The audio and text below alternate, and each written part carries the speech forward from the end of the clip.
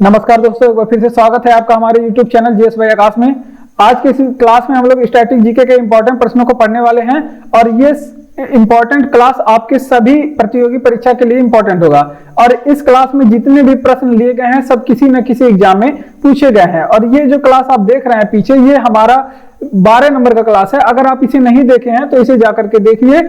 और आज की क्लास में हम लोग 13 नंबर की क्लास को करने वाले। 1 से लेकर 12 तक का जो क्लास है वो चैनल पे अपलोड है। अगर आप लोग नहीं देखे हैं तो इसे जाकर देखिए। ये क्लास आपके किसी भी एग्जाम के लिए बहुत ही ज्यादा इंपॉर्टेंट है और इन प्रश्नों से संबंधित जितने भी इंपॉर्टेंट प्रश्न बनेंगे आपके एग्जाम के लिए, उन सभी प्रश्नों को हम लोग पढ़ने वाले हैं। तो हम लोग अपने अगले क्लास पे बढ़ते हैं। तो आज हम लोग 13 नंबर की क्लास को करेंगे। तो ये रहा हमारा 13 नंबर का क्लास। तो ये है हमारा 13 नंबर का क्लास और इसको हम लोग करेंगे। और यहाँ पे ये जो क्लास है ये आपके सारे एग्जामों के लिए इंपॉर्टेंट है, जैसे हमने पहले ही बता दिया। और इन प्रश्नों से संबंधित जितने भी इंपॉर्टेंट प्रश्न बनेंगे वो सभी बताया जाएगा। ये स्टैटिक जीके का क्लास है, ठीक। तो देखिए, विद्युत का सबसे अच्छा चालक कौन है? तो विद्युत का सबसे अच्छा चालक माना जाता है चांदी को। कौन सा? चांदी है विद्युत का सबसे अच्छा चालक, ठीक। ये बातें आप लोग ध्यान रखेंगे। इससे मिलता जुलता प्रश्न देख लेते हैं, इससे संबंधित क्या क्या प्रश्न बन सकते हैं। जैसे अगर आपसे पूछे कि जितने भी अधातु होते हैं, अधातुओं की बात करें, जितने भी आपको अधातु मिलेंगे वो सभी क्या होते हैं? वो विद्युत के कुचालक होते हैं। क्या होते हैं? विद्युत के क्या होते हैं? विद्युत के क्या होते हैं? कुचालक होते हैं। ये बात आप लोग ध्यान रखेंगे, यानी कि उसमें विद्युत फ्लो नहीं होगा। अगर आपसे पूछे कि जितने भी धातु होते हैं, जितने भी धातु होते हैं वो क्या होते हैं? वो विद्युत के सुचालक होते हैं, यानी कि इसमें से विद्युत फ्लो होगा, यानी कि करंट इसमें से फ्लो होगा। विद्युत के सुचालक होते हैं। ये बात आप लोग ध्यान रखेंगे। सबसे पहले तो यही बात आप लोग ध्यान रखेंगे। अगर आपसे पूछे कि उष्मा की बात करें, अगर आपसे पूछे कि उष्मा, यहाँ पे देखिए विद्युत की बात नहीं हो रही है, उष्मा का अगर आपसे पूछे कि सबसे अच्छा चालक कौन सा है, अगर आपसे पूछे कि उष्मा का सबसे अच्छा चालक का नाम बताइए क्या है, तो उष्मा का सबसे अच्छा चालक अगर द्रव में पूछे क्या है तो आप लोग क्या बताएंगे? पारा। पारा उष्मा का सबसे अच्छा चालक है जो थर्मामीटर वगैरह में प्रयोग किया जाता है, ठीक। अगर आपसे पूछे कि उष्मा का सबसे अच्छा चालक अगर धातुओं में पूछे, धातुओं में ये प्रश्न एग्जाम में पूछा जाता है, तो आप लोग क्या बताएंगे? एल्यूमिनियम। क्या बताएंगे? एल्यूमिनियम बताएंगे, ठीक। ये आप लोग ध्यान रखेंगे। एल्यूमिनियम जो है वो उष्मा का सबसे अच्छा चालक होता है धातुओं में, ठीक। ये बातें आप लोग ध्यान रखेंगे। अगर एक और तत्व का नाम आप लोग सुनते होंगे जिसका नाम क्या है? सिलिकॉन है। जिसका क्या नाम है? सिलिकॉन। सिलिकॉन के बारे में क्या पूछा जाता है कि ये क्या है? सिलिकॉन ये अर्धचालक है। ये क्या है? एक अर्धचालक है। अर्धचालक। और अर्धचालक का सिलिकॉन से क्या बनाया जाता है? सिलिकॉन से कंप्यूटर के आईसी चिप वगैरह का निर्माण किया जाता है, ठीक। तो भारत का सिलिकॉन वैली आप लोग बताएंगे किसे कहते हैं, और विश्व का सिलिकॉन वैली किसे कहते हैं, आप लोग कमेंट बॉक्स में बताएंगे। तो देखिए, विद्युत का सबसे अच्छा चालक कौन सा है? तो विद्युत का सबसे अच्छा चालक है चांदी। क्या है? चांदी है। ये आप लोग ध्यान रखेंगे। अगर जितने भी धातुएं हैं उसके बारे में पूछा जाए तो ये विद्युत के कुचालक होते हैं, यानी कि उसमें से करंट फ्लो नहीं होगा। जबकि जितने भी धातुएं होती हैं उसमें से विद्युत के वो होते हैं विद्युत के सुचालक, उसमें से करंट फ्लो होगा। ये बात आप लोग ध्यान रखेंगे। अगला प्रश्न कि उष्मा का सबसे अच्छा चालक क्या है? तो उष्मा का सबसे अच्छा चालक अगर द्रव में पूछे तो पारा बताएंगे आप लोग, अगर धातुओं में पूछे तो एल्युमिनियम। सिलिकॉन एक ऐसा तत्व है जो विद्युत का अर्धचालक होता है, तो ये अर्धचालक होता है। ये आप लोग ध्यान रखेंगे। यूरिया में नाइट्रोजन किस रूप में होता है? तो यूरिया में जो नाइट्रोजन है ये आपका नाइट्रेट के रूप में होता है। किसके रूप में होता है? नाइट्रेट के रूप में होता है। और ये भी आपके एग्जाम में पूछा गया है, ये नाइट्रेट के रूप में होता है। और यूरिया में नाइट्रोजन ये है आपका साइंस का प्रश्न, ठीक। ये यूरिया में नाइट्रोजन किस रूप में होता है? तो नाइट्रेट के रूप में होता है। ये आप लोग ध्यान रखेंगे। अगर आपसे पूछे कि आखिर यूरिया में नाइट्रोजन होता कितना है, यूरिया में नाइट्रोजन, अगर यूरिया में नाइट्रोजन की प्रतिशतता पूछे तो ये भी एग्जाम में पूछा गया है। तो 46% इसमें नाइट्रोजन पाया जाता है। किसमें? 46% यूरिया में नाइट्रोजन पाया जाता है। ये बातें आप लोग ध्यान रखेंगे। अब कुछ साइंस से प्रश्न देख लेते हैं। जैसे अगर आपसे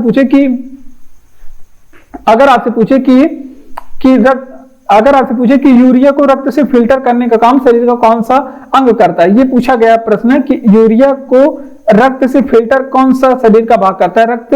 यहाँ पे रक्त से फिल्टर करने का काम शरीर का कौन सा अंग करता है? तो ये आप लोग ध्यान रखेंगे, किडनी करता है। किडनी क्या करता है? यूरिया को रक्त से फिल्टर करने का काम करता है, ठीक। ये बातें आप लोग ध्यान रखेंगे। और जिसे क्या बोलते हैं आप लोग? गुर्दा। गुर्दा क्या करता है? यूरिया को रक्त से फिल्टर करने का काम करता है। अगर आपसे पूछे कि मूत्र से दुर्गंध किस वजह से आता है, ये भी एग्जाम में प्रश्न साइंस का इंपॉर्टेंट है, पूछा गया। मूत्र से दुर्गंध किस वजह से आता है? तो मूत्र से दुर्गंध की बात करें तो ये आता है यूरिया के कारण। किसके कारण होता है? यूरिया के कारण, यूरिया के कारण। और ये पूछा जाता है यूरिया का फार्मूला, तो यूरिया का फार्मूला भी आप लोग याद रखेंगे। तो देखिए, अगर आपसे पूछे कि यूरिया के रसायन को क्या कहते हैं, तो इसको यूरिया को रसायन को कार्बामाइड कहते हैं। क्या कहते हैं? कार्बामाइड कहते हैं। ये बात आप लोग ध्यान रखेंगे। इसका फार्मूला पूछा जाता है तो Na2CO NH2CuNH2 होता है। क्या होता है?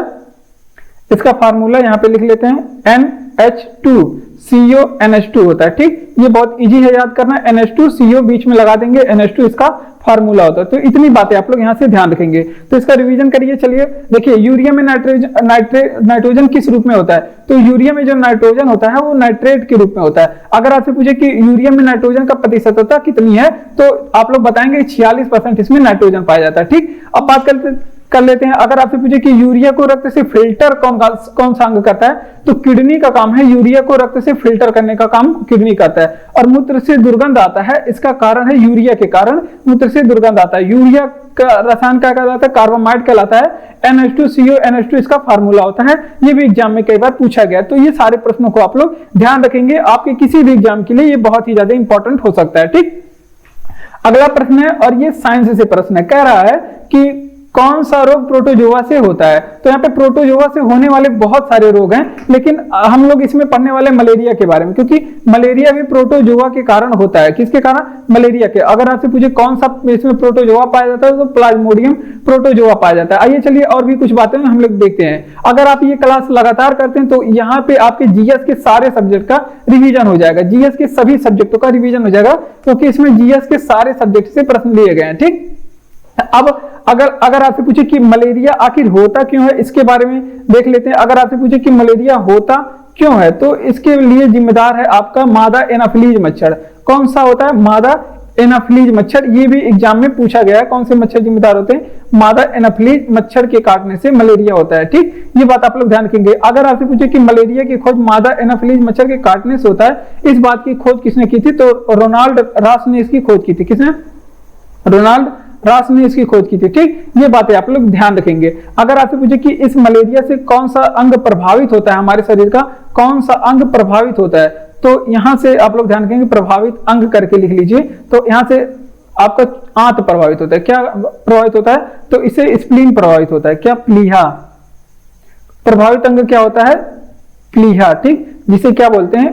प्लीहा, जिसे स्प्लीन बोलते हैं। ठीक, ये प्रभावित हो जाता है। ठीक, आगे हम लोग बढ़ते हैं। अगर आपसे पूछे कि मलेरिया की दवा क्या है, ये भी एग्जाम में पूछा गया कई बार। मलेरिया की दवा ये किससे बनाई जाती है? तो मलेरिया की जो दवा होती है उसे क्या बोलते हैं? कुनैन बोलते हैं। क्या बोलते हैं? कुनैन। अगर आपसे पूछे कि कुनैन प्राप्त कहां से, मलेरिया की दवा प्राप्त कहां से किया जाता है, तो सिनकोना वृक्ष से। किसे? सिनकोना वृक्ष से। तो ये सारी बातें आप लोग इंपॉर्टेंट है, याद रखेंगे, क्योंकि ये साइंस से प्रश्न है। जो हमने बताया ये सारे जितने पॉइंट यहाँ पे लिखे गए हैं सभी पूछे गए हैं। तो देखिए, कौन सा रोग प्रोटोजोआ से होता है? तो मलेरिया जो है ये प्रोटोजोआ के कारण होने वाला रोग है। ऐसा नहीं है केवल मलेरिया ये प्रोटोजोआ से होता है, और भी रोग हैं जो प्रोटोजोआ से होते हैं। तो देखिए, और होता क्यों है? तो मादा एनाफिलीज मच्छर के काटने से होता है। इस मच्छर के काटने से होता है। और मलेरिया की खोज किसने की? रोनाल्ड रास ने की थी। और प्रभावित अंग कौन सा होता है? इसमें प्लीहा प्रभावित होता है। स्प्लीन जिसे बोलते हैं वो प्रभावित हो जाता है। ठीक, अगर आपसे पूछे कि मलेरिया की दवा क्या है? कुनैन है। मलेरिया की दवा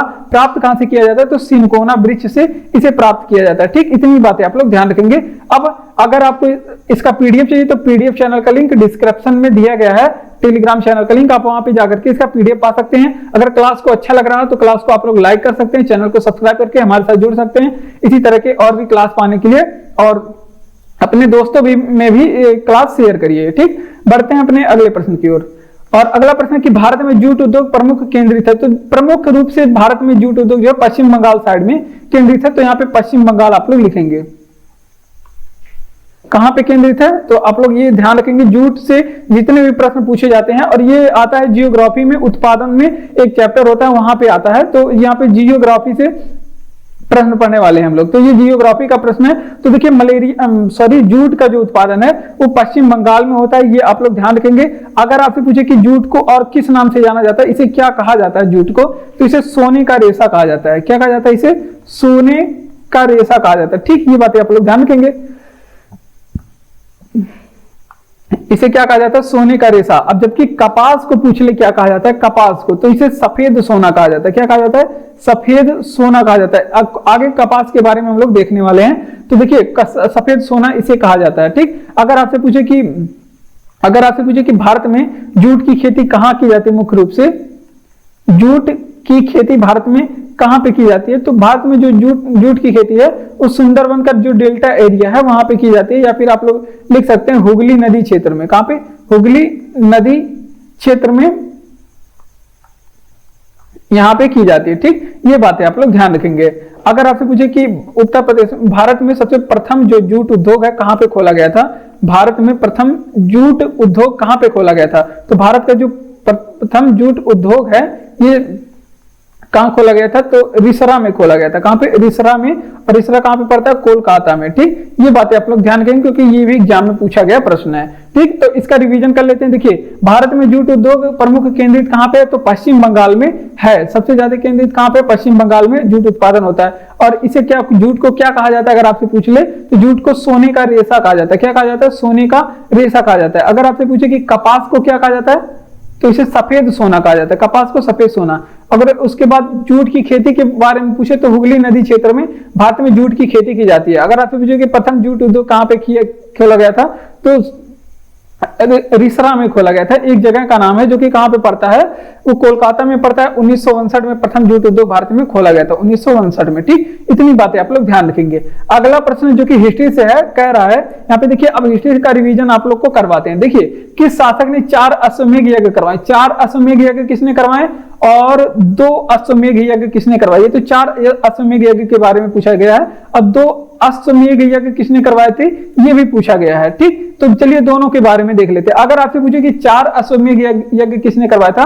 तो प्रवर सेन ने कराया था। किसने? प्रवर, यहां पे लिख लेते हैं किसने करवाया था 4 अश्वमेध यज्ञ? प्रवर सेन ने कराया था। ठीक, ये बातें आप लोग ध्यान रखेंगे। 4 अश्वमेध कराने का श्रेय किसे? प्रवर सेन ने। अगर आपसे पूछे कि ये किस वंश का शासक था? तो ये वाकाटक वंश का शासक था। किस वंश का? वाकाटक वंश का शासक था। अगर आपसे पूछे, अब वाकाटक वंश के बारे में थोड़ी सी बातें कर लेते हैं क्योंकि ये इंपॉर्टेंट है। अब इसको आप लोग जानना चाहिए, आप लोग को जानना चाहिए। अगर आपसे पूछे कि वाकाटक वंश के संस्थापक कौन है? तो इसके संस्थापक है नंदीवर्धन। कौन है? नंदीवर्धन। ठीक, ये बातें आप लोग ध्यान रखेंगे। कौन संस्थापक है? नंदीवर्धन। अगर आपसे पूछे कि वाकाटक वंश की इन्होंने राजधानी कहां पे बनाई थी? वाकाटक वंश के संस्थापक अगर आपसे पूछे तो हैं आपके विंध्य शक्ति। कौन है? विंध्य शक्ति इसके संस्थापक हैं। ठीक, अगर आपसे पूछे कि वाकाटक वंश की राजधानी कहां पे थी? तो राजधानी विंध्य शक्ति थी। कहां पे? अगर आपसे पूछे कि इसकी राजधानी कहां पे थी? तो नंदीवर्धन यहां इसकी राजधानी थी, नंदीवर्धन। ठीक, ये बातें आप लोग ध्यान रखेंगे। अब अगला बात कर लेते हैं। अगर आपसे पूछे कि इसके अंतिम शासक कौन थे? वाकाटक वंश के अंतिम शासक कौन बने थे? तो अंतिम शासक इसके यही आपके अंतिम शासक पृथ्वीसेन सेकंड बने थे। कौन थे? पृथ्वीसेन सेकंड। ठीक, ये बातें आप लोग ध्यान रखेंगे। इतनी बातें आप लोग ध्यान रखेंगे। और 2 अश्वमेध यज्ञ पूछे तो किसने करवाया था 2 अश्वमेध यज्ञ के बारे में? तो जानकारी ये करवाए थे आपके पुष्यमित्र शुंग ने। ये भी पूछा गया किसने करवाया था? पुष्यमित्र शुंग ने। 2 अश्वमेध यज्ञ पूछे तो पुष्यमित्र शुंग ने करवाया था और पुष्यमित्र शुंग ने 2 अश्वमेध यज्ञ करवाया था। इसके बारे में जानकारी भी पूछा जाता है कहां से मिली थी, तो यहाँ पे नोट कर लीजिए। अगर आपसे पूछे कि इसकी जानकारी कहां से मिली थी तो इसकी जानकारी जो है आपके महाभाष्य ग्रंथ से मिली थी। महाभाष्य ग्रंथ से इसके बारे में जानकारी मिली थी। ठीक, ये बातें आप लोग ध्यान रखेंगे। तो इसका रिवीजन करेंगे कि शासक ने 4 अश्वमेध यज्ञ करवाए। तो प्रवर सेन ने 4 अश्वमेध यज्ञ करवाए थे। प्रवर सेन ने। अगर 2 अश्वमेध यज्ञ के बारे में पूछे तो पुष्यमित्र शुंग ने करवाया था और इसके बारे में जानकारी हमें कहां से मिलती है? तो महाभाष्य ग्रंथ से। किससे? महाभाष्य ग्रंथ से इसके बारे में जानकारी मिलती है। ठीक, ये बातें आप लोग ध्यान रखेंगे। अब प्रवर सेन किस वंश का शासक था? तो ये वाकाटक वंश का शासक था। और वाकाटक वंश के बारे में संस्थापक पूछ ले तो विंध्य शक्ति हैं। अगर आपसे पूछे कि इनकी राजधानी कहां थी वाकाटक वंशों की, तो नंदीवर्धन इनकी राजधानी थी। और अंतिम शासक कौन था? तो पृथ्वीसेन सेकंड था। कौन था? वाकाटक वंश का अंतिम शासक। ये सारे पॉइंट इंपॉर्टेंट है और एग्जामों में पूछे गए पॉइंट है।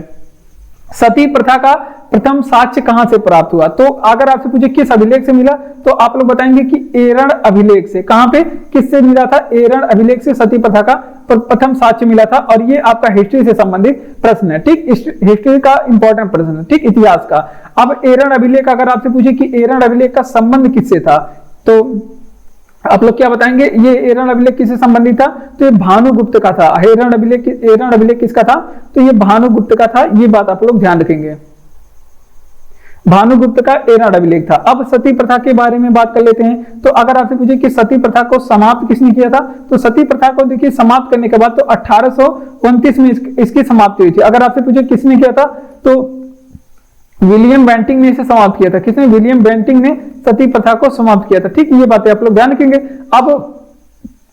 अब यहां से क्या इंपॉर्टेंट प्रश्न पूछेगा, इसको समाप्त किसने किया था? विलियम बेंटिंग ने सती प्रथा को समाप्त किया था। लेकिन अगर आपसे पूछे कि सती प्रथा को समाप्त करने में सर्वाधिक प्रयास किसने किया था, ये बात एग्जाम में बहुत बार पूछा गया, हजारों बार, कि सती प्रथा को समाप्त करने में सर्वाधिक प्रयास किसने किया था? तो राजा राम मोहन राय ने किया था। किसने किया था? राजा राम मोहन राय ने किया था। तो ये बातें आप लोग ध्यान रखेंगे, राजा राम मोहन राय ने सती प्रथा को समाप्त करने में सर्वाधिक प्रयास किया था। बात कर लेते हैं सती प्रथा के बारे में। अगर आपसे पूछे कि गोवा में समाप्त किसने किया था, सती प्रथा को गोवा में समाप्त किसने किया था, तो अल्फांसो दी अल्बुकर्क ने गोवा में समाप्त किया था। किसने? अल्फांसो दी अल्बुकर्क ने गोवा में सती प्रथा को समाप्त किया था। तो ये बातें कुछ थी जो आप लोग याद रखेंगे। सती प्रथा का प्रथम साक्ष्य कहां से प्राप्त हुआ, तो एरण अभिलेख में इसका साक्ष्य मिला था। कहां पे? एरण अभिलेख में इसका साक्ष्य। अगर आपसे पूछे सती प्रथा का संबंध किससे, तो भानुगुप्त से। सती प्रथा का संबंध किस शासक से है, तो भानुगुप्त बताएंगे। और सती प्रथा को समाप्त कब किया गया था, तो ये आधुनिक भारत का आधुनिक इतिहास का प्रश्न है कि 1829 में विलियम बेंटिंग ने इसे समाप्त किया था। और अगर आपसे पूछे कि सती प्रथा के समाप्ति में सर्वाधिक प्रयास किसने किया था, तो राजा राम मोहन राय ने किया था, ठीक। और गोवा में सती प्रथा को समाप्त किसने किया था, तो समाप्त करने वाले अल्फांसो दी अल्बुकर्क थे। तो ये बातें थी आपके एग्जाम के लिए इंपॉर्टेंट थी, ये जो हमने बताया। तो 2 प्रश्न यहाँ पे हिस्ट्री के हो गए, आप लोग के लिए इंपॉर्टेंट प्रश्न था, ठीक। अब बढ़ते हैं अपने अगले प्रश्न की ओर। और अगला प्रश्न है कि औरंगजेब को संगीतवाद, औरंगजेब को यहाँ पे लिखिए किस औरंगजेब को किस संगीतवाद बजाने में दक्षता हासिल थी, ठीक। इस तरह से ये प्रश्न था और ये स्टैटिक जीके का महत्वपूर्ण प्रश्न है, ठीक। अब यहां से संबंधित इंपॉर्टेंट प्रश्न हम लोग देखते हैं, औरंगजेब से संबंधित और वाद्य यंत्रों से संबंधित, ठीक। तो औरंगजेब जो बजाता था उसका नाम है वीणा। क्या बजाता था औरंगजेब? वीणा बजाने में इसको दक्षता हासिल थी, ठीक। ये बातें आप लोग ध्यान रखेंगे। औरंगजेब जो था वीणा वादक था, ठीक। ये बातें आप लोग ध्यान रखेंगे। अब वीणा के बारे में कुछ इंपॉर्टेंट प्रश्न देख लेते हैं। तो वीणा के बारे में क्या देखेंगे, ये सबसे पुराना वाद्य यंत्र है। वीणा जो है सबसे पुराना वाद्य यंत्र है, ठीक। ये भी बात आप लोग ध्यान रखेंगे। अगर आपसे पूछे कि सबसे पुराना वाद्य यंत्र कौन सा है, तो वीणा है, जो कि सबसे वाद्य यंत्रों में सबसे पुराना है, ठीक। ये बातें आप लोग ध्यान रखेंगे। अगर आपसे पूछे कि यश बालचंद्रन, जो कि पूछा जाता है कि कौन से कलाकार किस वाद्य यंत्र से संबंधित हैं, तो अगर आपसे पूछे कि यश बालचंद्रन कौन सा वाद्य यंत्र बजाते थे, तो यश बालचंद्रन जो हैं ये वीणा बजाते थे। अगर आपसे पूछे कि समुद्रगुप्त कौन सा वाद्य यंत्र बजाता था, समुद्रगुप्त अगर आपसे पूछे कौन सा वाद्य यंत्र बजाता था, तो ये भी वीणा बजाता था। ये भी बात आप लोग ध्यान रखेंगे। अब बात कर लेते हैं औरंगजेब के बारे में। तो इसने एक स्मारक का निर्माण करवाया था। किस स्मारक का निर्माण जो पूछा जाता है, तो अगर आपसे पूछे कि बीबी का मकबरा किसने बनाया था, अगर आपसे पूछे कि बीबी का मकबरा किसने बनाया था, तो आपके औरंगजेब ने बनाया था। अगर आपसे पूछे कि इसका उपनाम क्या था, इसको और किस नाम से जानते हैं, तो इसके उपनाम के बारे में ध्यान रखेंगे। इसको जिंदा पीर कहा जाता है। क्या कहा जाता है? इसको जिंदा पीर कहा जाता है, ठीक। ये बातें आप लोग ध्यान रखेंगे। जिंदा पीर इसे कह करके संबोधित किया जाता है और इसने जजिया कर को पुनः लागू किया था। फिलहाल इतनी बातें आप लोग ध्यान रखेंगे कि औरंगजेब को किस वाद्य यंत्र बजाने में दक्षता हासिल थी, तो आप लोग ध्यान रखेंगे वीणा बजाते हैं। औरंगजेब वीणा बजाते थे। ये सबसे पुराना वाद्य यंत्र है। वीणा जो है सबसे पुराना वाद्य यंत्र है। यश बालचंद्रन एक कलाकार हैं, ये आपसे पूछे किस वाद्य यंत्र से संबंधित है, तो ये भी वीणा बजाते हैं। समुद्रगुप्त कौन सा वाद्य यंत्र बजाता था, तो वो भी बीड़ा बजाता था, ठीक। और औरंगजेब ने बीबी का मकबरा औरंगाबाद महाराष्ट्र में निर्माण कराया था। औरंगाबाद का नया नाम संभाजी नगर हो गया है। अगर आपसे पूछे कि औरंगजेब का उपनाम क्या था, तो इसे जिंदा पीर के नाम से भी जाना जाता है, ठीक। अगला प्रश्न कि मुस्लिम लीग के संस्थापक कौन थे? तो मुस्लिम लीग की स्थापना दो लोगों ने किया। एक तो आपके थे सलीमुल्लाह खां, सलीमुल्लाह। मुस्लिम लीग के संस्थापक दो लोग, सलीमुल्लाह खां। मुस्लिम लीग के संस्थापक किसने? सलीमुल्लाह खां और आगा खान ने किया था। किसने? सलीमुल्लाह खां और आगा खान ने मुस्लिम लीग की स्थापना किया था। अब अगर आपसे पूछे मुस्लिम लीग के बारे में, ये थे आपके आधुनिक इतिहास से प्रश्न है। अगर आपसे पूछे कि इसकी स्थापना कब हुई थी, मुस्लिम लीग की स्थापना कब हुई थी, तो इसकी स्थापना 1906 में हुई थी। और कहां पे अगर आपसे पूछे स्थापना हुई थी? ढाका में हुई थी। कहां पे? ढाका में। तो इतनी बातें आप लोग ध्यान रखेंगे। अगर आपसे पूछे कि इस मुस्लिम लीग ने भारत विभाजन की मांग कब की थी, अगर आपसे पूछे कि मुस्लिम लीग के भारत विभाजन की मांग कब की थी, तो इन्होंने 1940 में भारत विभाजन की मांग की। कब? 1940 में इन्होंने भारत विभाजन की मांग की, ठीक। ये बातें आप लोग ध्यान रखेंगे क्योंकि ये भी एग्जाम के लिए इंपॉर्टेंट है। मुस्लिम लीग की स्थापना हजारों बार पूछा गया है। कहां पे किया गया, ये भी हजारों बार पूछा गया है। किसने किया, ये भी हजारों बार पूछा गया। एक समझौता है जो कि आपको याद रखना चाहिए, आपके एग्जाम के लिए इंपॉर्टेंट है। लखनऊ समझौता के बारे में एग्जाम में पूछा जाता है। तो लखनऊ समझौता सबसे पहले पूछा जाता है कब हुआ, तो 1916 में। अगर आपसे पूछे कि किसके बीच में हुआ था, तो ये तो एक तरफ थे आपके मुस्लिम लीग, किसके बीच में हुआ था लखनऊ समझौता, तो ये हुआ था मुस्लिम लीग और फिर कांग्रेस के बीच में। किसके बीच में? मुस्लिम लीग और फिर कांग्रेस के बीच में समझौता हुआ था, ठीक। ये बातें आप लोग ध्यान रखेंगे। अब क्या लिखेंगे? अगर मुस्लिम लीग ने एक नारा लगाया था। मुस्लिम लीग का नारा फेमस है, डिवाइड एंड क्विट का नारा। ये पूछा जाता है कि किसने लगाया था डिवाइड एंड क्विट का नारा, यानी कि बांटो और छोड़ो का नारा किसने लगाया था, तो वो मुस्लिम लीग ने लगाया था, ठीक। ये बातें आप लोग ध्यान रखेंगे। डिवाइड एंड क्विट का नारा किसने लगाया था, तो मुस्लिम लीग ने। और कब लगाया था, तो ये भी आप लोग ध्यान रखेंगे 1943 में, ठीक। ये सारी बातें आप लोग ध्यान रखेंगे। इसका रिवीजन करेंगे कि मुस्लिम लीग के संस्थापक कौन थे। तो बहुत ही ज्यादा इंपॉर्टेंट प्रश्न है, मुस्लिम लीग से प्रश्न एग्जाम में देखने के लिए मिलते हैं, ठीक। अगर आपसे पूछे कि मुस्लिम लीग के संस्थापक कौन है, तो सलीमुल्लाह खां और आगा खां दो लोगों ने मिलकर के इसकी स्थापना किया। अगर आपसे पूछे कि मुस्लिम लीग की स्थापना कब हुई, तो 1906 में हुई। अगर आपसे पूछे कहां पे हुई, तो ढाका में हुई। और भारत विभाजन की मांग मुस्लिम लीग ने 1940 में किया और डिवाइड एंड क्विट का नारा लगाया 1943 में, ठीक। भारत विभाजन की मांग 1940 में, डिवाइड एंड क्विट का नारा 1943 में मुस्लिम लीग ने लगाया था। और एक इंपॉर्टेंट प्रश्न और आप लोग याद रखेंगे, अगर आपसे पूछे कि लखनऊ समझौता कब हुआ, तो 1916 में हुआ था। अगर आपसे पूछे किसके बीच में हुआ, तो वो कांग्रेस और मुस्लिम लीग के बीच में हुआ था। कांग्रेस एंड मुस्लिम लीग के बीच में हुआ था, ठीक। ये बातें आप लोग ध्यान रखेंगे। अगला प्रश्न है, और ये पॉलिटी से संबंधित इंपॉर्टेंट प्रश्न है, कह रहा कि प्रस्तावना में संशोधन कब किया गया। तो हमारे प्रस्तावना में एकमात्र बार संशोधन हुआ है, और वो भी संशोधन कब हुआ था, किस संशोधन के द्वारा, तो वो हुआ है 42वां संविधान संशोधन, जो कि 1946 का था। इसके द्वारा संविधान में पहली बार संशोधन किया गया, ये आप लोग ध्यान रखेंगे। 42वां संविधान संशोधन 1946 के द्वारा, ठीक। और इसे क्या कहा जाता है, इसे लघु संविधान कहा जाता है। लघु संविधान, इसके तहत संविधान में बहुत सारी चीजें जोड़ी गई, जिसके वजह से इसे लघु संविधान कहा जाता है। इसके द्वारा संविधान में क्या जुड़ा, मौलिक कर्तव्य जुड़ा। क्या जुड़ा इसके द्वारा संविधान में, मौलिक कर्तव्य को जोड़ा गया, ठीक। मौलिक कर्तव्य कहां से लिया गया है, सोवियत संघ से लिया गया है, भाग 4 की कै में है, ठीक। मौलिक कर्तव्य जुड़ा। और इसके तहत शिक्षा को जो है, इसी संशोधन के तहत शिक्षा जो था आपका पहले राज्य सूची का विषय था। किस सूची का विषय था, राज्य सूची का विषय था। अब इसे क्या कर दिया गया, समवर्ती सूची में कर दिया गया। किस सूची में, समवर्ती सूची में। तो ये बातें थी इस संविधान संशोधन से संबंधित। और प्रस्तावना में संशोधन, जो 42वां संविधान संशोधन 1946 के द्वारा हुआ, तो इसके तहत प्रस्तावना में कुछ शब्द जुड़े गए, और ये प्रश्न पूछा जाता है कि कौन कौन से शब्द जुड़े गए थे। तो समाजवाद, धर्मनिरपेक्ष और अखंडता शब्द को जोड़ा गया था। समाजवाद, धर्मनिरपेक्ष और अखंडता, ये 3 शब्दों को जोड़ा गया। इन 3 शब्दों को संविधान में जोड़ा गया, ठीक। तो ये बातें आप लोग ध्यान रखेंगे, ये सारी बातें आप लोग के लिए इंपॉर्टेंट थी, तो इसका रिवीजन करेंगे। देखिए प्रस्तावना में संशोधन कब किया गया, तो 42 नंबर का संशोधन जो था 1946 में हुआ था। और आपको 42वां संविधान संशोधन याद ही होना चाहिए, क्योंकि इसके तहत संविधान में बहुत सारी चीजें जोड़ी गई और इसे लघु संविधान के नाम से भी जाना जाता है। और इसके तहत संविधान में मौलिक कर्तव्यों को जोड़ा गया, क्योंकि मूल संविधान में मौलिक कर्तव्य नहीं थे। और शिक्षा को इसी के तहत राज्य सूची से निकाल करके समवर्ती सूची में रखा गया। और कुछ प्रस्तावना में शब्द जुड़ा, समाजवाद, धर्मनिरपेक्ष और अखंडता, ये शब्द जुड़े प्रस्तावना में। ठीक, ये बातें आप लोग ध्यान रखेंगे। अगला प्रश्न है हमारा, और बढ़ते हैं अपने अगले प्रश्न की ओर। अगला प्रश्न है कि रिएक्टर पैमाने द्वारा क्या मापा जाता है? तो इससे भूकंप की तीव्रता मापते हैं। क्या मापते हैं? भूकंप की तीव्रता मापते हैं। तो ये बातें आप लोग ध्यान रखेंगे, क्या मापा जाता है इससे? भूकंप की तीव्रता। और भूकंप की तीव्रता अगर आपसे पूछे कि मर्केली पैमाने से क्या मापा जाता है, तो इससे भी भूकंप को मापा जाता है। किससे मापा जाता है?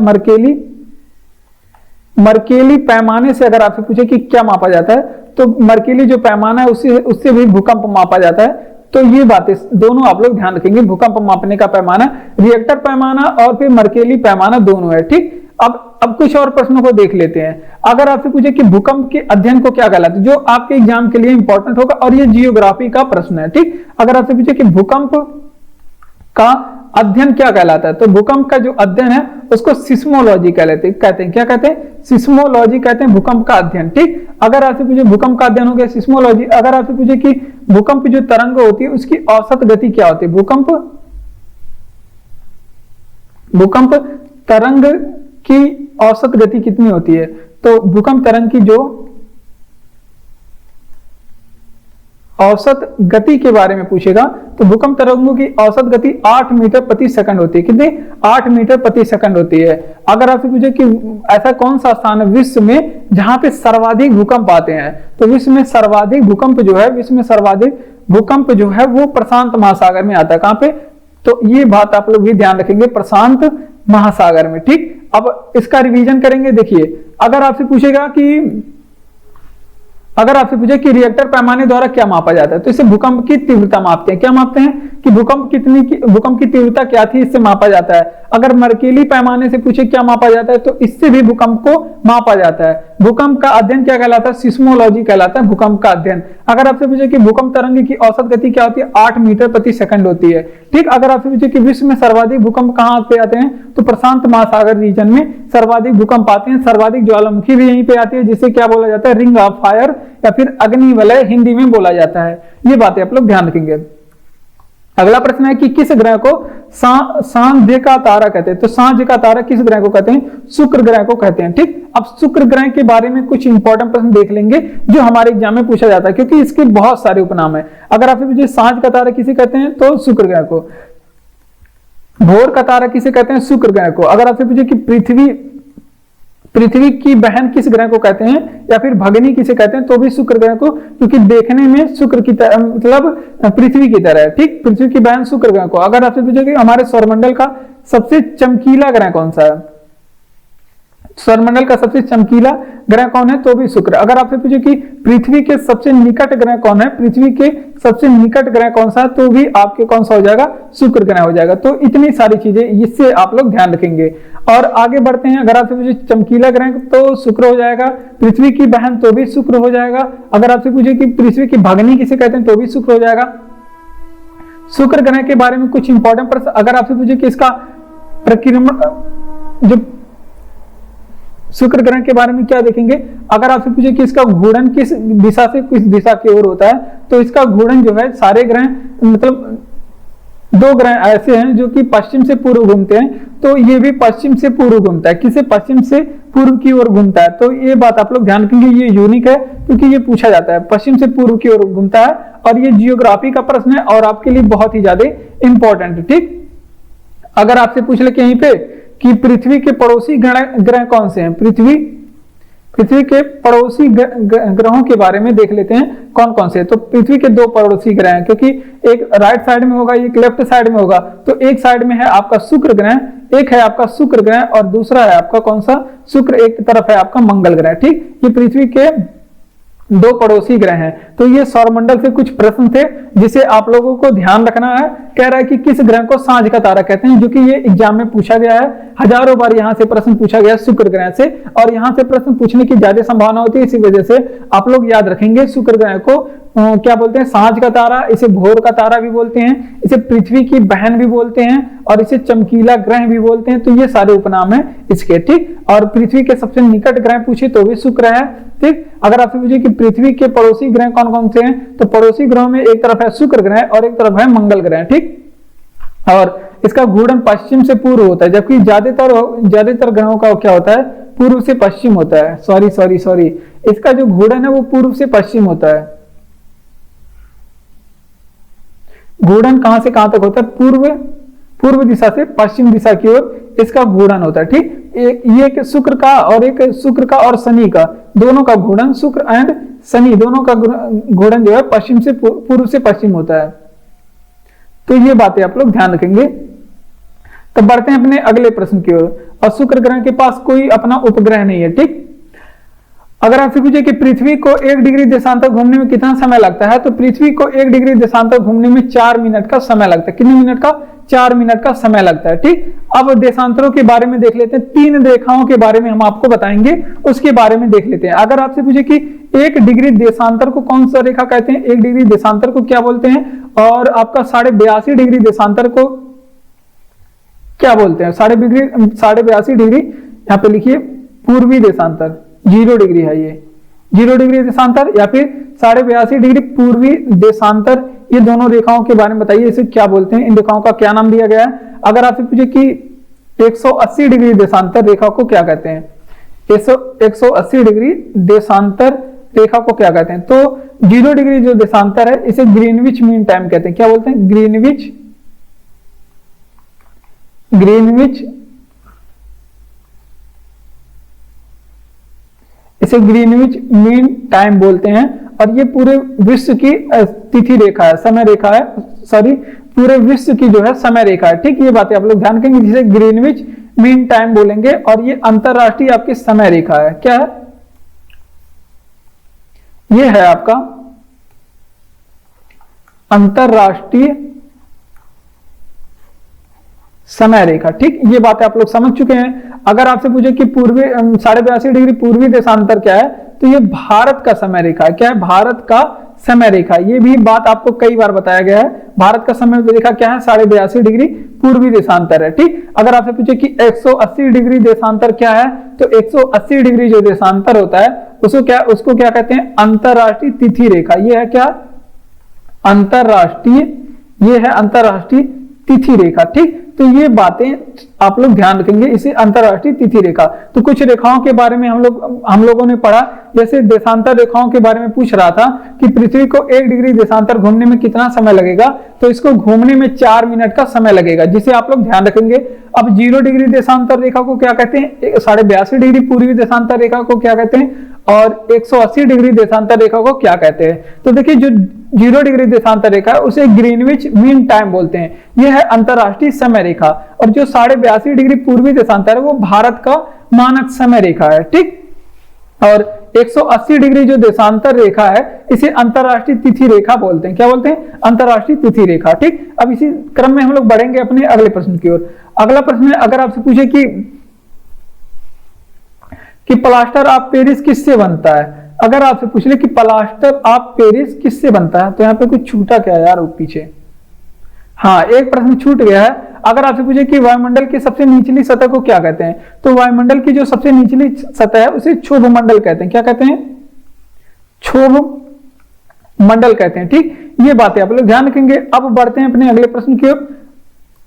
और क्षोभ मंडल की बात क्या करें, क्षोभ मंडल की बात करें तो इसको अंग्रेजी में ट्रोपोस्फीयर कहते हैं। क्या कहते हैं, ट्रोपोस्फीयर कहते हैं, ठीक। क्योंकि इंग्लिश मतलब यहां पे अंग्रेजी ही पूछा जाता है ज्यादातर, क्योंकि क्षोभ मंडल तो बच्चों को पता होता है। और मौसम संबंधित सभी घटनाएं जो है, मौसम संबंधित जितनी भी घटनाएं होती हैं ये किस मंडल में होती है, तो मौसम संबंधित जितनी सभी घटना जो है वो आपके क्षोभ मंडल में होती है। मौसम संबंधित सभी घटना जो है क्षोभ मंडल में होती है, जैसे पानी बरसना हो गया, बादल गरजना हो गया, आपका बिजली चमकना हो गया, पत्थर पड़ना हो गया, तो ये सभी क्षोभ मंडल में होते हैं। क्षोभ मंडल से बारे में कुछ और प्रश्न पूछे जाते हैं, जैसे अगर आपसे पूछे कि सर्वाधिक घनत्व किस मंडल में होता है, क्योंकि पृथ्वी का सबसे निचली परत है तो इस वजह से इसमें घनत्व भी ज्यादा रहेगा, क्योंकि जो हल्की गैसें होती हैं वो ऊपर होती हैं, जो वजनदार गैसें होती हैं वो नीचे होती हैं, तो इस वजह से सर्वाधिक घनत्व इसी मंडल का होता है।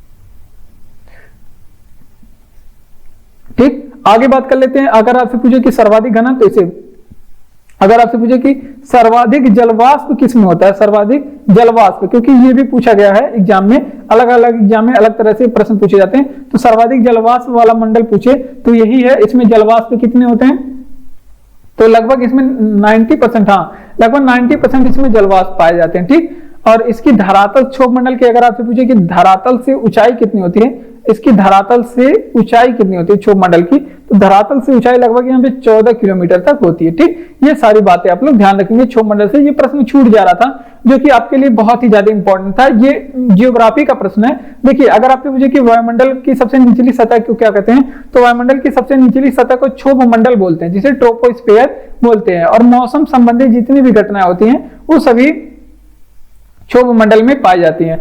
अगर आपसे पूछे सर्वाधिक घनत्व किस मंडल में पाया जाता है, क्षोभ मंडल में। अगर आपसे पूछे सर्वाधिक जलवाष्प में किस मंडल में पाया जाता है, तो भी क्षोभ मंडल में। अगर आपसे पूछे धरातल से इसकी ऊंचाई कितनी है, 14 किलोमीटर इसकी धरातल से ऊंचाई है। अगला प्रश्न है हमारा, और अगला प्रश्न है कि प्लास्टर ऑफ पेरिस किससे बनता है, तो जिप्सम से बनता है प्लास्टर ऑफ पेरिस। ठीक, इसके बारे में आप लोग ध्यान रखेंगे। अगर आपसे पूछे कि प्लास्टर ऑफ पेरिस किससे बनता है, जिप्सम से, जिप्सम का बनाया जाता है। ये प्रश्न था आपका, लेकिन अब प्लास्टर ऑफ पेरिस के बारे में कुछ इंपॉर्टेंट प्रश्न देख लेते हैं। अगर आपसे पूछे कि प्लास्टर ऑफ पेरिस का वैज्ञानिक नाम क्या है,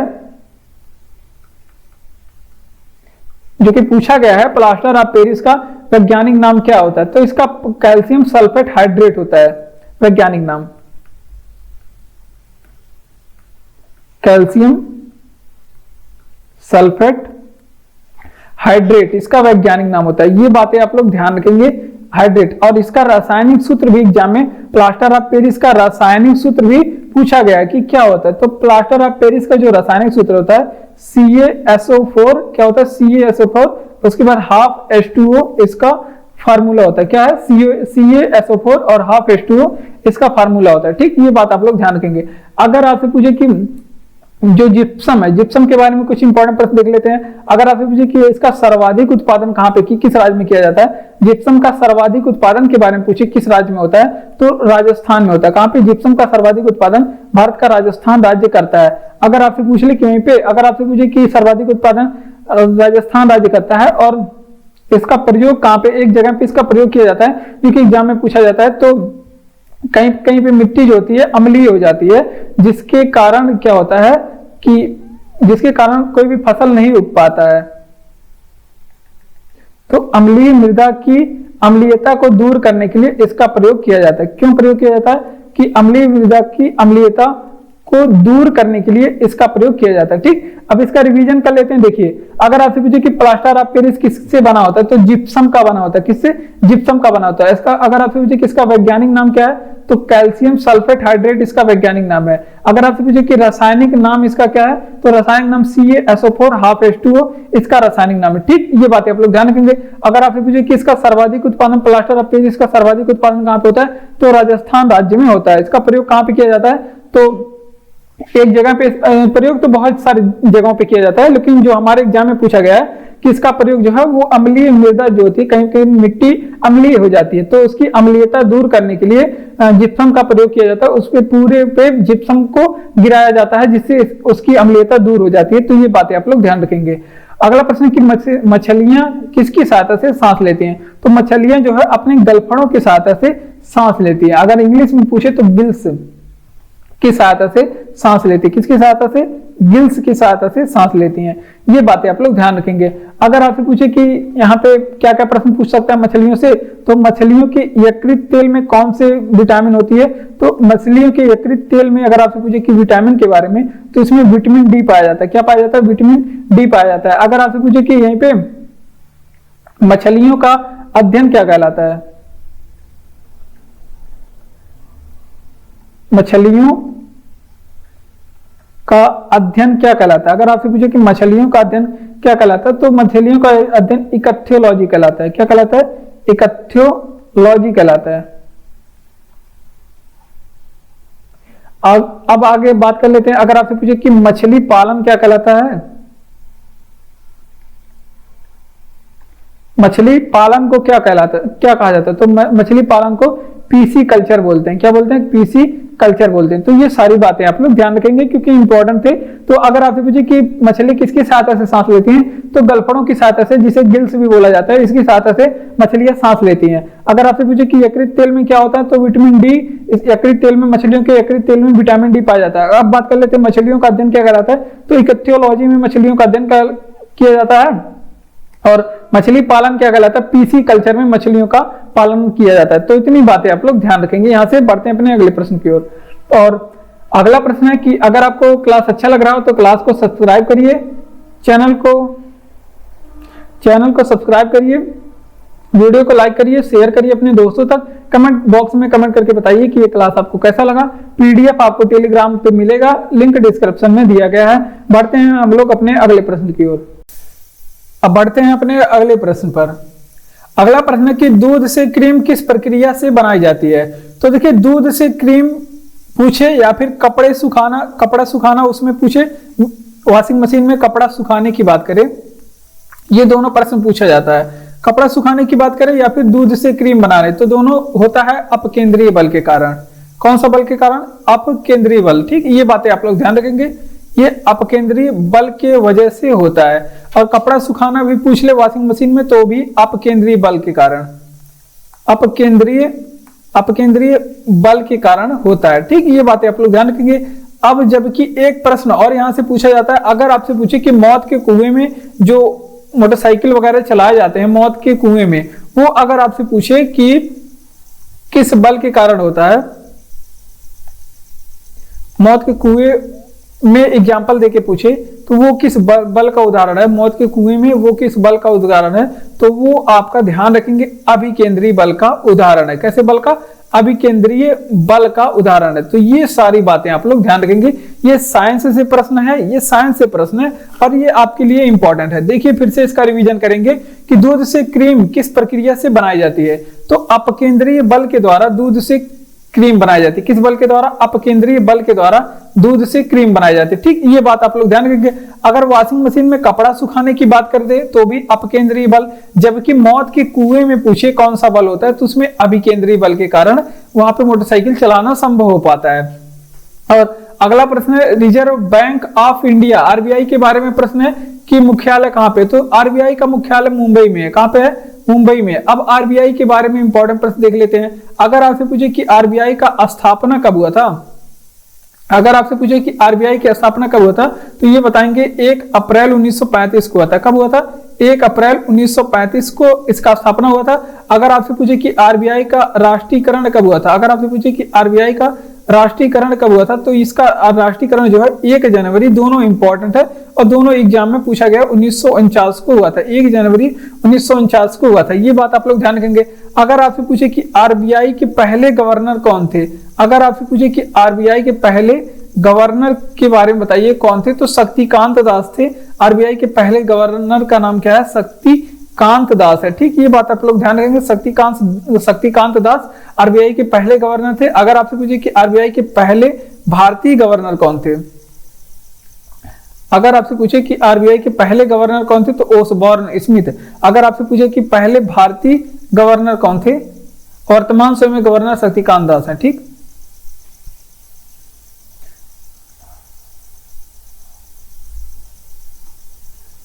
आरबीआई के पहले गवर्नर पूछे तो ओसबॉर्न स्मिथ बताएंगे। कौन है पहले गवर्नर? अगर आपसे पूछे कि आरबीआई के पहले गवर्नर बताइए तो ओसबॉर्न स्मिथ है। ओसबॉर्न स्मिथ आरबीआई के पहले गवर्नर है। ठीक, अगर आपसे पूछे कि आरबीआई के पहले, यहाँ पे भारतीय शब्द लगा दे, पहले गवर्नर की बात करें तो कौन हो जाएंगे? आरबीआई के पहले गवर्नर सीडी देशमुख हो जाएंगे। कौन है? सीडी देशमुख हो जाएंगे। ठीक, इतनी बातें आप लोग ध्यान रखेंगे यहाँ से। तो अब इसका रिवीजन करेंगे आरबीआई के बारे में। अगर आपसे पूछे कि आरबीआई का लेखा वर्ष क्या होता है, आरबीआई का लेखा वर्ष, ये भी एग्जाम में पूछा गया है कि कब से कब तक आरबीआई का लेखा वर्ष होता है। तो ये आप लोग ध्यान रखेंगे, जुलाई से जून तक इसका लेखा वर्ष होता है। कहां से? 1 जुलाई से 31 जून तक इसका लेखा वर्ष होता है। तो इतनी बातें आप लोग यहाँ पे ध्यान रखेंगे। तो इसका रिवीजन कर लेंगे। जैसे अगर आपसे पूछे कि रिजर्व बैंक ऑफ इंडिया का मुख्यालय कहाँ पे है, तो मुंबई में इसका मुख्यालय है। अगर आपसे पूछे कि रिजर्व बैंक इंडिया का स्थापना 1 अप्रैल 1935 में, राष्ट्रीयकरण कब हुआ? 1 जनवरी 1949 को इसका राष्ट्रीयकरण हुआ। अगर आपसे पूछे कि आरबीआई के पहले गवर्नर कौन है, तो ओसबॉर्न स्मिथ आरबीआई के पहले गवर्नर बनाए गए थे, जो कि भारतीय नहीं थे। अगर आपसे पूछे कि भारतीय गवर्नर कौन बने थे, तो सीडी देशमुख बने थे। कौन? सीडी देशमुख आरबीआई के पहले भारतीय गवर्नर है। अगला प्रश्न है कि हरे पौधे द्वारा भोजन बनाने की क्रिया को क्या कहते हैं, तो इसे प्रकाश संश्लेषण कहते हैं। इसको क्या कहते हैं? प्रकाश संश्लेषण कहते हैं। ठीक, ये बातें आप लोग ध्यान रखेंगे। इसे क्या कहते हैं? प्रकाश संश्लेषण कहते हैं। इसके द्वारा पौधे अपना भोजन बनाते हैं। और प्रकाश संश्लेषण में क्या होता है, इसमें किस ऊर्जा का परिवर्तन किस ऊर्जा में होता है, ये भी एग्जाम में पूछा गया है। तो इसमें जो है प्रकाश ऊर्जा का परिवर्तन जो है, प्रकाश ऊर्जा को किस में बदला जाता है? प्रकाश ऊर्जा को इसमें रासायनिक ऊर्जा में बदला जाता है। तो ये बातें आप लोग ध्यान रखेंगे, किस ऊर्जा में? प्रकाश ऊर्जा को रासायनिक ऊर्जा में बदला जाता है। तो इतनी बातें आप लोग यहाँ पे ध्यान रखेंगे। अगर आपसे पूछे कि पौधे में जाइलम क्या काम करते हैं, पौधे में जाइलम क्या काम करते हैं,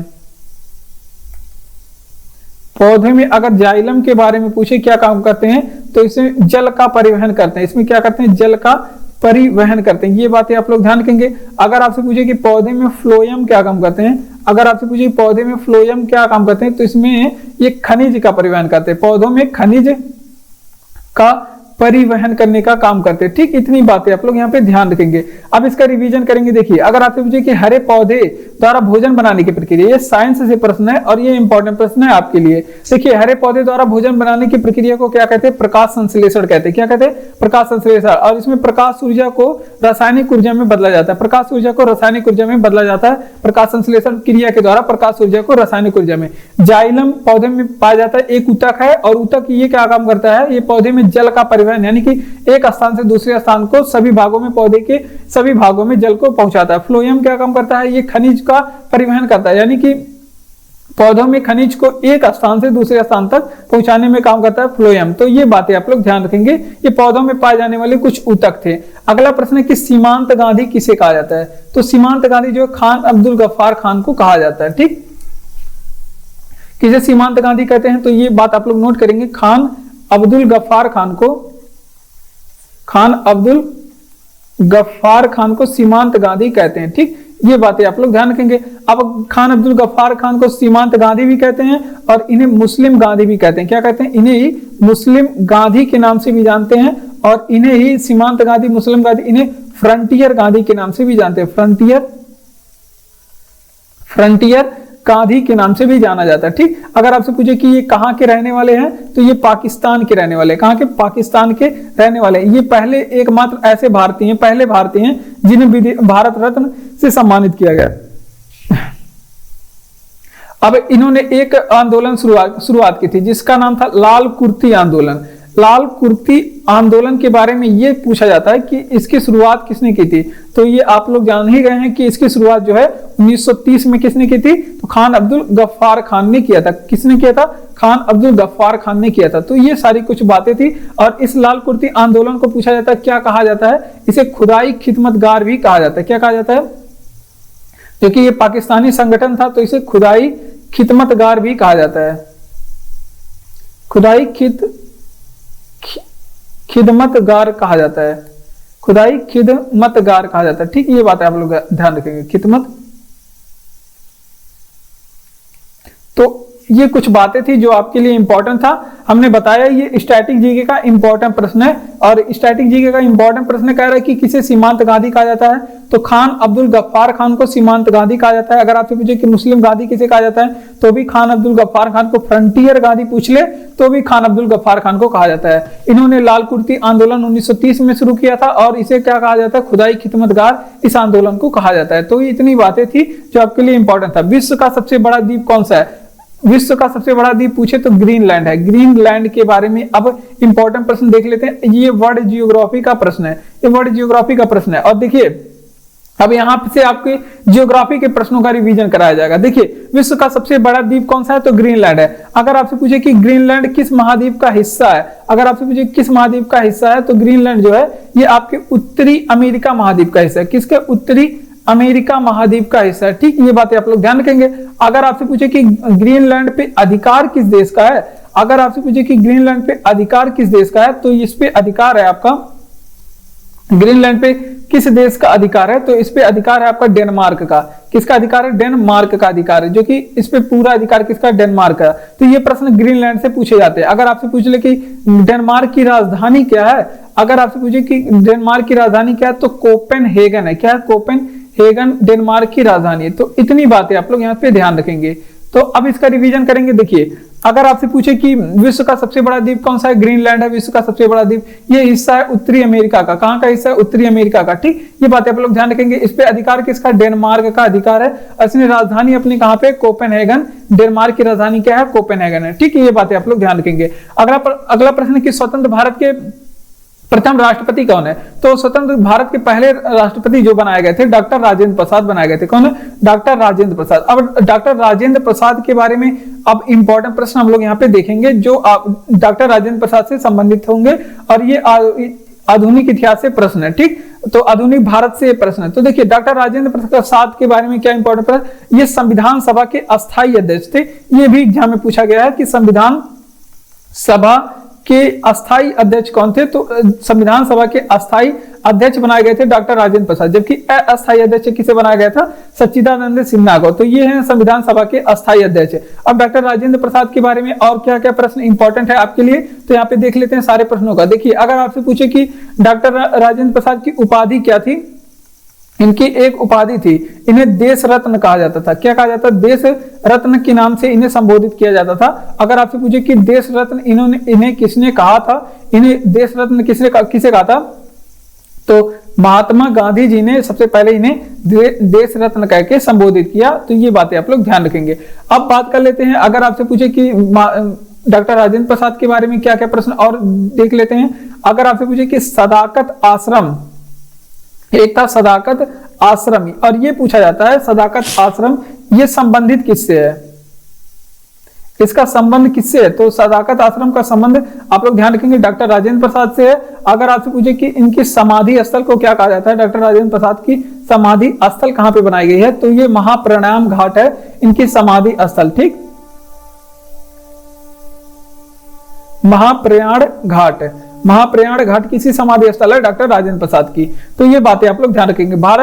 स्वतंत्र भारत के पहले राष्ट्रपति कौन है, डॉक्टर राजेंद्र प्रसाद स्वतंत्र भारत के पहले राष्ट्रपति हैं। ठीक, और संविधान सभा के अस्थायी अध्यक्ष भी डॉक्टर राजेंद्र प्रसाद बनाए गए थे और ये पहले राष्ट्रपति थे। ठीक, और उपाधि इनकी देश रत्न की थी और दिया किसने था, महात्मा गांधी जी ने। अगर आपसे सदाकत आश्रम किससे संबंधित है, तो डॉक्टर राजेंद्र प्रसाद की समाधि स्थल महाप्रयाण घाट है। ठीक, महाप्रयाण घाट है। ठीक, इतनी बातें आप लोग ध्यान रखेंगे। बढ़ते हैं अपने अगले प्रश्न की ओर। अगला प्रश्न है काली मिट्टी किस फसल के लिए सर्वाधिक उपयोगी है, और ये हजारों बार एग्जाम में प्रश्न पूछा गया और ये स्टैटिक जीके से आपके लिए इंपॉर्टेंट प्रश्न। देखिए काली मिट्टी पूछे या फिर रेगुर मिट्टी भी इसे कहा जाता है। क्या कहा जाता है, रेगुर मिट्टी भी इसे ही कहा जाता है, और इसे ही क्या कहा जाता है, इसे ही लावा मिट्टी भी कहा जाता है। क्या कहा जाता है, लावा मिट्टी। अगर आपसे पूछे कि ये किस फसल के लिए उपयोगी है, तो ये है आपके भैया कपास के लिए। किसके लिए सबसे ज्यादा उपयोगी है, कपास के लिए उपयोगी है। ठीक, अब बात कर लेते हैं कपास को। अभी हमने आगे के क्लास मतलब इसी क्लास में बताया कि इसको क्या कहा जाता है, कपास को, तो इसे सफेद सोना कहा जाता है। क्या कहा जाता है, कपास को सफेद सोना कहा जाता है। तो इतनी बातें यहाँ पे आप लोग ध्यान रखेंगे। अगर आपसे पूछे कि कपास का सर्वाधिक उत्पादन कौन सा राज्य करता है, अगर आपसे पूछे कि कपास का वर्तमान समय में सर्वाधिक उत्पादन करने वाला राज्य कौन सा है, तो सर्वाधिक उत्पादन जो है कपास का गुजरात करता है। कौन सा राज्य, गुजरात करता है कपास का सर्वाधिक उत्पादन। ठीक, तो इतनी बातें आप लोग ध्यान रखेंगे। और कपास जो है ये कैसी फसल है, तो ये भी आप लोग ध्यान रखेंगे। कपास एक हमारी नगदी फसल है। नगदी फसल किसे कहते हैं? जिसे बेच करके तुरंत धन मिले, नगदी फसल, जिसे बेच करके तुरंत धन मिले उसे क्या कहते हैं? नगदी फसल कहते हैं। तो इतनी बातें आप लोग ध्यान रखेंगे। काली मिट्टी किस फसल के लिए सर्वाधिक उपयोगी है? तो ये कपास के लिए सबसे ज्यादा उपयोगी मानी जाती है। जिसे क्या बोलते हैं? जिसे रेगुर मिट्टी भी कहते हैं, लावा मिट्टी भी कहते हैं। रेगुर मिट्टी, लावा मिट्टी दोनों कहते हैं। अगर आपसे पूछे कपास का सर्वाधिक उत्पादन कहाँ से किया जाता है? गुजरात में कपास का सर्वाधिक उत्पादन किया जाता है। और ये कैसी फसल है? एक नगदी फसल है। ठीक, ये बातें आप लोग ध्यान रखेंगे। इस कपास को क्या कहा जाता है? इसे सफेद सोना कहा जाता है। तो ये बातें आप लोग ध्यान रखेंगे। नादिर शाह भारत से क्या लूट के ले गया? तो नादिर शाह एक तो म्यूर सिंहासन लूट करके ले गया था, म्यूर सिंहासन। और म्यूर सिंहासन ये पूछा जाता है एग्जाम में। और ये नादिर शाह ये एक विदेशी आक्रमणकारी था और ये हिस्ट्री से संबंधित इंपॉर्टेंट प्रश्न है। अगर आप प्रैक्टिस सेट वगैरह भी देते होंगे तो आपको ये सारे प्रश्न मिलते होंगे। तो ये म्यूर सिंहासन भारत से लूट करके ले गया था। और ले गया था कोहिनूर हीरा, कोहिनूर हीरा। ठीक, अब यहाँ पे दो तरह के प्रश्न पूछे जाते हैं। अगर आपसे पूछे कि म्यूर सिंहासन किसने बनवाया था तो आप लोग बताएंगे। अगर आपसे पूछे कि म्यूर सिंहासन किसने बनाया था तो इसे बनाया था शाहजहां ने। किसने बनाया था म्यूर सिंहासन? शाहजहां ने बनवाया था। ये बातें आप लोग ध्यान रखेंगे। अगर आपसे पूछे कोहिनूर हीरा कहां से प्राप्त हुआ था, ये प्रश्न पूछा जाता है कि कोहिनूर हीरा कहां से प्राप्त हुआ था, तो गोलकुंडा की खान से इसे निकाला गया था। ये पूछा जाता है कोहिनूर हीरा से प्रश्न। गोलकुंडा की खान से निकाला गया था। और गोलकुंडा की खान कहां पे है? आंध्र प्रदेश में। कहां पे? आंध्र प्रदेश में। ठीक, ये बातें आप लोग ध्यान रखेंगे। अब इसका रिवीजन करेंगे। देखिए कि नादिर शाह भारत से क्या लूट कर ले गया? तो नादिर शाह भारत से म्यूर सिंहासन लूट कर ले गया था और कोहिनूर हीरा लूट करके ले गया था। तो ये दो चीजें आप लोग ध्यान रखेंगे। और अगर आपसे पूछे कि म्यूर सिंहासन किसने बनवाया था तो शाहजहां ने म्यूर सिंहासन को बनाया था। किसने? शाहजहां ने। और प्राप्त कहां से हुआ था? गोलकुंडा की खान से म्यूर सिंहासन प्राप्त हुआ था, मध्य प्रदेश। ठीक, और अगला प्रश्न हमारा कह रहा है कि भारत में सबसे पुराना पर्वत श्रृंखला कौन सा है? तो अरावली पर्वत श्रृंखला भारत में सबसे पुराना पर्वत श्रृंखला है। अरावली कौन सी है? तो अरावली के बारे में ध्यान रखेंगे। अगर आपसे पूछे कि इसकी अनुमानित आयु कितनी है तो 570 मिलियन वर्ष इसका आयु बताया जाता है। 570 मिलियन वर्ष इसकी आयु बताई जाती है। ठीक, 570 मिलियन वर्ष अरावली की आयु। ठीक, अगर आपसे पूछे कि भारत में यहाँ पे पुरानी पर्वत श्रृंखला की जगह पे अगर आपसे पूछे कि भारत में सबसे नवीन पर्वत श्रृंखला कौन सा है? नवीन पर्वत श्रृंखला के बारे में पूछे तो हिमालय बताएंगे। कौन सा? हिमालय। हिमालय एक वलित और मोड़दार पर्वत और युवा पर्वत का उदाहरण है। ठीक, ये बातें आप लोग ध्यान रखेंगे। हिमालय पर्वत यहाँ पे लिख लेते हैं। अब अरावली के बारे में कुछ इंपॉर्टेंट प्रश्न। अगर आपसे पूछे कि अरावली के बारे में तो इसकी जो किस पर्वत का उदाहरण है यही पूछा जाता है। तो ये एक अवशिष्ट पर्वत का उदाहरण है। अवशिष्ट पर्वत का उदाहरण, कुछ भाग ही इसका शेष बचा है, जैसे पहले था वैसे नहीं है। अवशिष्ट पर्वत का ये एग्जाम्पल हो चुका है। ठीक, अब ये बात कर लेते हैं। अगर आपसे पूछे कि सर्वाधिक विस्तार इसका राजस्थान में पाया जाता है, जबकि दिल्ली से लेकर के इसका विस्तार गुजरात तक के फैला हुआ है। और अरावली के बारे में क्या क्या चीजें और देख लेते हैं। जैसे अगर आपसे पूछे कि अरावली पर्वत की ऊंचाई कितनी है तो इसकी ऊंचाई है 1722 मीटर। कितनी है? 1722 मीटर। अगर आपसे पूछे कि अरावली पर्वत की सबसे ऊंची चोटी क्या है, अरावली पर्वत की सबसे ऊंची चोटी का नाम बताइए। तो इसकी सबसे ऊंची चोटी है गुरु शिखर। क्या है? गुरु शिखर अरावली पर्वत की सबसे ऊंची चोटी है। तो ये बातें आप लोग ध्यान रखेंगे। अब इसका रिवीजन करेंगे। देखिए, तो अगर आपसे पूछे कि भारत में सबसे पुरानी पर्वत श्रृंखला कौन सी है तो भारत की जो सबसे पुरानी पर्वत श्रृंखला है उसकी अरावली पर्वत नाम है।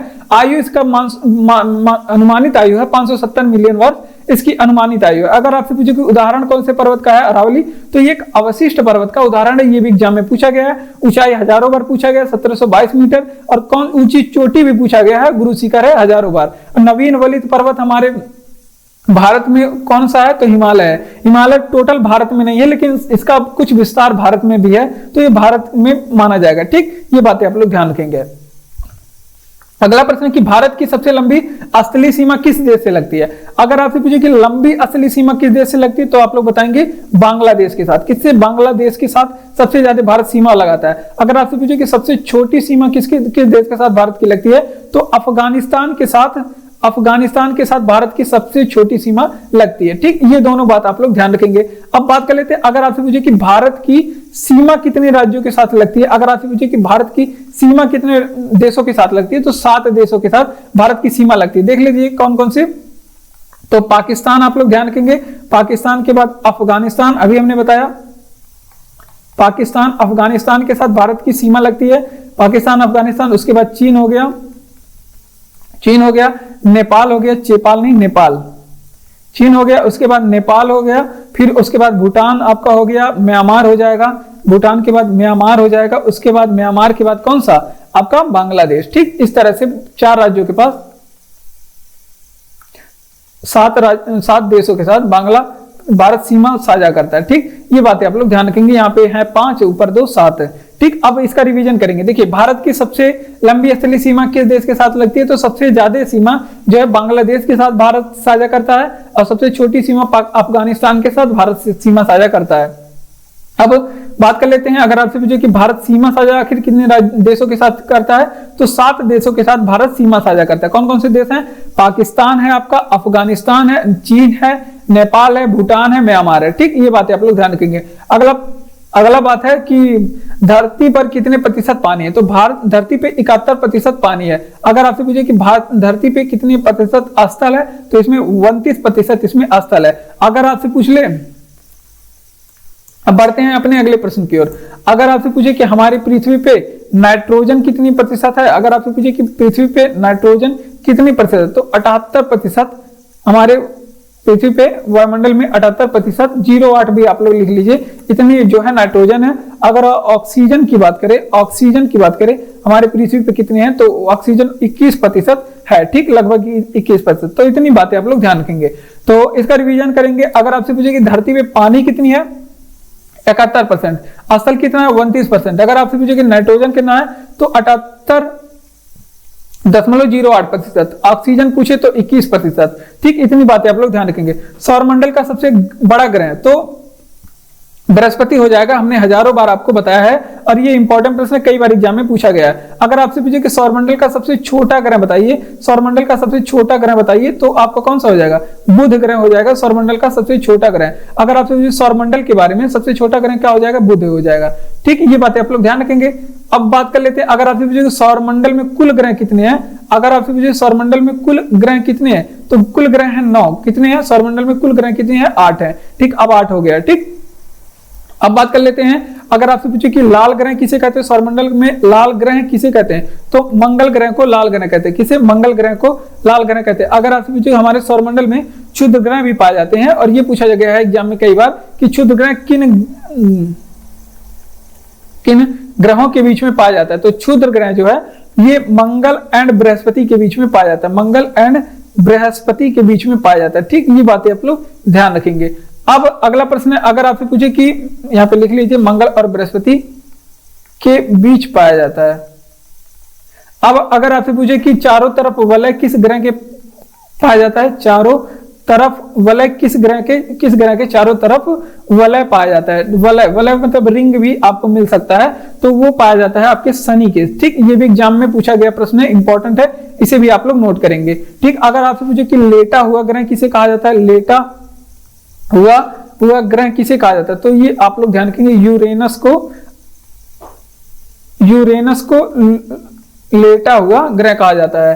तो इतनी बातें आप लोग यहाँ पे ध्यान रखेंगे। तो इसका रिवीजन करेंगे। देखिए सौरमंडल में सबसे बड़ा ग्रह बृहस्पति है, अगर आपसे छोटा ग्रह कौन सा है, तो बुध है। अगर कुल ग्रह पूछे तो 8 है। अगर आपसे सौरमंडल का लाल ग्रह किसे कहते हैं, तो मंगल को। अगर आपसे पूछे कि क्षुद्र ग्रह किन ग्रहों के बीच में, तो मंगल और बृहस्पति के बीच में क्षुद्र ग्रह छोटे छोटे पाए जाते हैं। अगर आपसे पूछे चारों तरफ वलय किस ग्रह के हैं, तो शनि के चारों तरफ वलय पाए जाते हैं, रिंग या छल्ला बोला जाता है। अगर आपसे लेटा हुआ ग्रह किसे कहते हैं, तो यूरेनस को लेटा हुआ ग्रह कहा जाता है। ठीक, बढ़ते हैं अपने अगले प्रश्न की ओर। अगला प्रश्न है कि एलपीजी गैस में लीकेज का पता लगाने के लिए उसमें किस गंध युक्त पदार्थ को मिलाया जाता है, तो इसमें मिथाइल मर्केप्टोन को मिलाया जाता है। ये बातें आप लोग ध्यान रखेंगे। तो इसमें किसका मिलाया जाता है, इथाइल मर्केप्टोन को, इथाइल मर्केप्टोन को मिलाया जाता है, जिससे जब लीकेज हो, वो गंध हो घर में, और आप लोग को तुरंत पता चल जाए। इसका प्रयोग इथाइल मर्केप्टोन का प्रयोग किया जाता है। ठीक, ये बातें आप लोग ध्यान रखेंगे। अगर आपसे पूछे कि एलपीजी जो गैस होती है वो किन गैसों का मिश्रण होता है, वो होता है आपका ब्यूटेन और प्रोपेन का। किसका? ब्यूटेन एंड प्रोपेन गैस का मिश्रण होता है। ठीक, ये बातें आप लोग ध्यान रखेंगे, इसका मिश्रण होता है। अब बात कर लेते हैं, अगर आपसे पूछे कि यहाँ पे अगर आपसे पूछे कि गोबर गैस में कौन सी गैसें होती हैं, गोबर गैस में कौन सी गैसें होती हैं, या फिर अगर आपसे पूछे कि सीएनजी में कौन सी गैसें होती है, सीएनजी में कौन सी गैस होती है, तो इसमें गैस कौन सी होती है, मीथेन गैस होती है। कौन सी, मीथेन गैस होती है। ठीक, इतनी बातें आप लोग ध्यान रखेंगे। अब इसका रिवीजन करेंगे। देखिए, अगर आपसे पूछे कि एलपीजी में लीकेज का पता लगाने के लिए उसमें किस गंधयुक्त पदार्थ को मिलाया जाता है, तो इसमें मिलाया जाता है इथाइल मरकैप्टोन को। किसमें, इथाइल मरकैप्टोन को मिलाया जाता है। एलपीजी गैस ये ब्यूटेन और प्रोपेन गैसों का मिश्रण होता है। किन गैसों का, ब्यूटेन और प्रोपेन गैस का मिश्रण होता है। अगर जबकि आपसे पूछे कि गोबर गैस और सीएनजी गैस किन गैसों का मिश्रण होता है, तो ये मीथेन गैस का मिश्रण होता है। ठीक, इसमें मीथेन गैस पाया जाता है, जिसका फार्मूला आपको कई बार बताया गया CH4 होता है। क्या होता है, CH4। तो इतनी बातें आप लोग ध्यान रखेंगे। बिहार का शोक किस नदी को कहा जाता है, तो अगर बिहार का शोक पूछे तो कोसी नदी को कहा जाता है। किस नदी को, कोसी नदी को कहा जाता है बिहार का शोक। ठीक, ये बातें आप लोग ध्यान रखेंगे। अगर हम यहाँ से पूछे कि उड़ीसा का शोक किस नदी को कहा जाता है, उड़ीसा का शोक किस नदी को कहा जाता है, तो उड़ीसा का शोक अगर आपसे पूछे तो महानदी को कहा जाता है। महानदी पे हीराकुंड बांध बनाया गया है, महानदी को उड़ीसा का शोक कहा जाता है। अगर आपसे पूछ ले कहीं पे कि चीन का शोक किस नदी को कहा जाता है, चीन का शोक किस नदी को कहा जाता है, तो चीन का शोक जो है वो वांगो नदी को कहा जाता है। किस नदी को, वांगो नदी को चीन का शोक कहा जाता है। तो ये बातें कुछ थी जो आपके लिए इंपॉर्टेंट थी, सभी आप लोग नोट करेंगे। किस नदी को, बिहार का शोक, तो कोसी नदी को कहा जाता है, क्योंकि यहाँ पे भारी बाढ़ की वजह से यहाँ पे बहुत ज्यादा तबाही का मंजर छाया जाता है बिहार में, और कोसी नदी के चलते ये होता है, क्योंकि ये रातों रात अपना जो है मुहाना बदल देता है। कहीं से और बह रहा, आज किसी और जिले से बह रहा है, कल किसी और जिले से सुबह तक बहने लगेगा, तो वो थोड़ा ज्यादा वो भयंकर मंजर होता है, इस वजह से शोक बोलते हैं। उड़ीसा का शोक महानदी को कहा जाता है। किसको, महानदी को। चीन का शोक किसे कहा जाता है, वांगो नदी को चीन का शोक कहा जाता है। ठीक, ये बातें आप लोग ध्यान रखेंगे। निजी क्षेत्र का सबसे बड़ा बैंक कौन सा है, HDFC बैंक है, HDFC बैंक है। ठीक, ये बातें आप लोग ध्यान रखेंगे, ये निजी क्षेत्र का सबसे बड़ा बैंक है। ठीक, अगर आपसे पूछ ले कि कुछ इसके HDFC बैंक के बारे में, अगर आपसे पूछे कि इसकी स्थापना कब हुई थी, HDFC बैंक के बारे में स्थापना तो 1994 में हुई थी। अगर आपसे पूछे कि हमारे भारत में कितने राष्ट्रीयकृत बैंक हैं, भारत में राष्ट्रीयकृत बैंक वर्तमान समय कितने हैं, तो राष्ट्रीयकृत बैंकों की संख्या वर्तमान समय में 12 है। तो ये भी बात आप लोग ध्यान रखेंगे। निजी क्षेत्र का सबसे बड़ा बैंक कौन सा है, HDFC बैंक है। निजी क्षेत्र का सबसे बड़ा बैंक, स्थापना 1994 में हुआ था, और हमारे पास राष्ट्रीयकृत बैंक कितने हैं, 12 बैंक है। ठीक, ये बातें आप लोग ध्यान रखेंगे। बढ़ते हैं अपने अगले प्रश्न की ओर। जय हिंद। आज के क्लास में बस इतना ही, और अगर आपको क्लास अच्छा लग रहा हो तो क्लास को लाइक करिए, चैनल को सब्सक्राइब करिए, और इसी तरह के और भी क्लास पाने के लिए हमारे साथ जुड़िए, और भी अपने दोस्तों के साथ शेयर करिए। पढ़ते रहिए, हंसते रहिए, मुस्कुराते रहिए और खुश रहिए। मिलते हैं अपने अगले क्लास में।